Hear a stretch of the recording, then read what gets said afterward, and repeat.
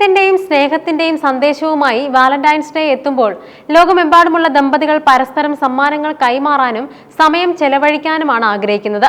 എന്നാൽ ഉത്തർപ്രദേശിലെ സോൻഭദ്ര ജില്ലയിലെ റോബർട്ട്സ്ഗഞ്ചിൽ നടന്ന ഒരു സംഭവം പ്രണയദിനത്തിന്റെ എല്ലാ ഭംഗിയും കെടുത്തിക്കളയുന്ന ഒന്നായി മാറി.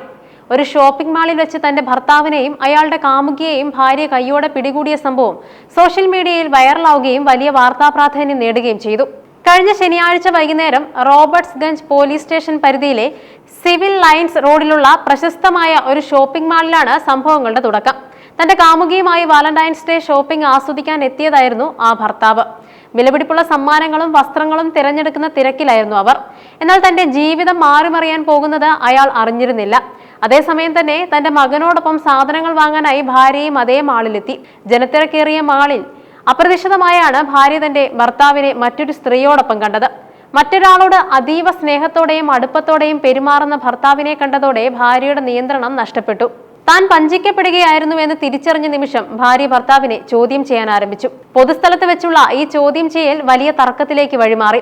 മാളിലെ മറ്റു ഉപഭോക്താക്കളും ജീവനക്കാരും എന്ത് സംഭവിക്കുന്നു എന്നറിയാതെ അന്തം വിട്ടു നിൽക്കെ കാര്യങ്ങൾ കൈവിട്ടു പോകുമെന്ന് മനസ്സിലാക്കിയ ഭർത്താവ് ഒരു തന്ത്രപരമായ നീക്കം നടത്തി. തർക്കം മുറുകുന്നതിനിടെ അയാൾ ആരും ശ്രദ്ധിക്കാതെ സംഭവ സ്ഥലത്തു നിന്നും തടിതപ്പി. ഭർത്താവ് രക്ഷപ്പെട്ടതോടെ ഭാര്യയുടെ മുഴുവൻ രോഷവും കാമുകിക്ക് നേരെയായി. പിന്നീട് മാളിൽ കണ്ടത് സിനിമകളെ വെല്ലുന്ന രംഗങ്ങളായിരുന്നു. വാക്കേറ്റം പെട്ടെന്ന് തന്നെ കയ്യാങ്കളിയിലേക്ക് മാറി. രണ്ട് സ്ത്രീകളും പരസ്പരം അസഭ്യം പറയുകയും ശാരീരികമായി ഉപദ്രവിക്കുകയും ചെയ്തു. ദൃക്സാക്ഷികൾ വിവരിക്കുന്നതനുസരിച്ച് ഏതാണ്ട് 15 മിനിറ്റോളം ഇരുവരും പരസ്പരം മുടിയിൽ പിടിച്ച് വലിക്കുകയും തല്ലുകയും കടിക്കുകയും ചെയ്തു. മാൾ ജീവനക്കാർ ഇടപെട്ട് ഇവരെ പിന്തിരിപ്പിക്കാൻ ശ്രമിച്ചെങ്കിലും പരാജയപ്പെട്ടു. സംഘർഷത്തിനിടയിൽ തന്റെ അമ്മയെ സഹായിക്കാൻ മകനും രംഗത്തിറങ്ങി. കാമുകിയെ തല്ലാനും തന്റെ അമ്മയെ അവിടെ നിന്ന് മാറ്റാനും കുട്ടി ശ്രമിക്കുന്നത് വൈറലായ വീഡിയോകളിൽ വ്യക്തമാണ്.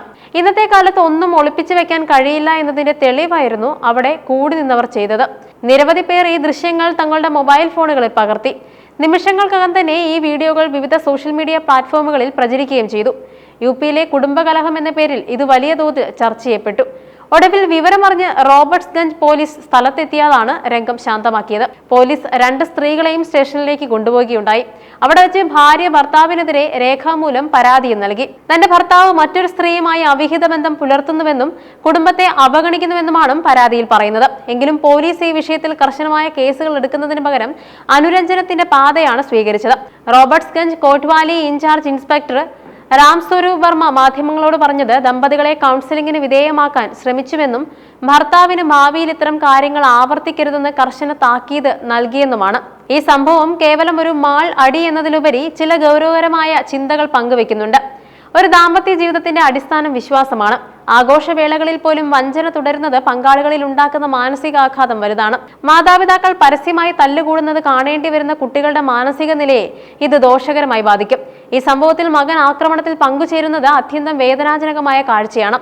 വ്യക്തിപരമായ പ്രശ്നങ്ങൾ വീട്ടിൽ തീർക്കുന്നതിന് പകരം പൊതുസ്ഥലങ്ങളിൽ ഇത്തരം രംഗങ്ങൾ സൃഷ്ടിക്കുന്നത് സാമൂഹിക മര്യാദകളുടെ ലംഘനമാണ്. സോൻഭദ്രയിലെ ഈ സംഭവം പ്രണയദിനത്തിന്റെ പശ്ചാത്തലത്തിൽ നടന്നതുകൊണ്ട് തന്നെ വലിയ വാർത്താ പ്രാധാന്യം നേടി. സ്നേഹവും സത്യസന്ധതയും ആഘോഷിക്കേണ്ട ഒരു ദിവസം വഞ്ചനയുടെയും അക്രമത്തിന്റെയും പേരിൽ ഓർമ്മിക്കപ്പെടുന്നത് നിർഭാഗ്യകരമാണ്. നിയമപരമായ നടപടികളെക്കാൾ ഉപരിയായി കുടുംബ ബന്ധങ്ങളിൽ പരസ്പര ബഹുമാനവും സുതാര്യതയും നിലനിർത്തേണ്ടതിന്റെ ആവശ്യകതയാണ് ഈ സംഭവം നമ്മെ ഓർമ്മിപ്പിക്കുന്നത്. മാറുന്ന കാലത്ത് ബന്ധങ്ങളിലെ വിള്ളലുകൾ വർദ്ധിച്ചു വരുന്നത് ഗൗരവകരമായി കാണേണ്ടതുണ്ട്. ഇത്തരം സംഭവങ്ങൾ ആവർത്തിക്കാതിരിക്കാൻ കൃത്യമായ കൗൺസിലിംഗും ബോധവൽക്കരണവും ആവശ്യമാണ്.